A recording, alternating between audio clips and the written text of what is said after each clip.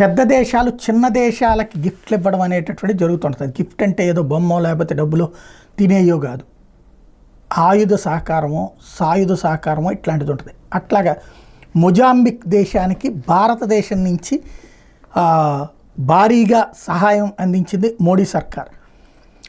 2 fast interceptor craft FIC fast interceptor craft బోట్లని కానుగ్గా ఇచ్చింది. ఈ నెల 8న మొజాంబిక్ ప్రభుత్వానికి అధికారికంగా వాటిని అప్పగించింది.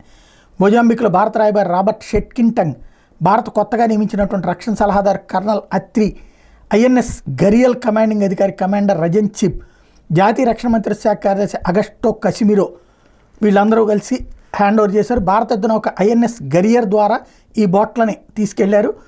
ఈ ఫాస్ట్ వాటర్ జెట్ ప్రొపల్షన్ బోట్లు సముద్ర జలాల్లో 45 నాటికల్ మైళ్ళ వేగంతో దూసుకుపోయేటటువంటి వాటిని వాళ్ళకి ఇచ్చారు. వాళ్ళకి సముద్రపు దొంగలు ఇతరత్ర అక్కడ వాళ్ళకి కావాల్సినటువంటి నౌక అనేదే లేనటువంటి పరిస్థితులలో ఒక కాస్ట్లీయెస్ట్ గిఫ్ట్ మోడీ సర్కార్ వాళ్ళకి ఇచ్చింది, స్నేహ సంబంధాలని మెరుగుపరుచుకునే చర్యలో భాగంగా.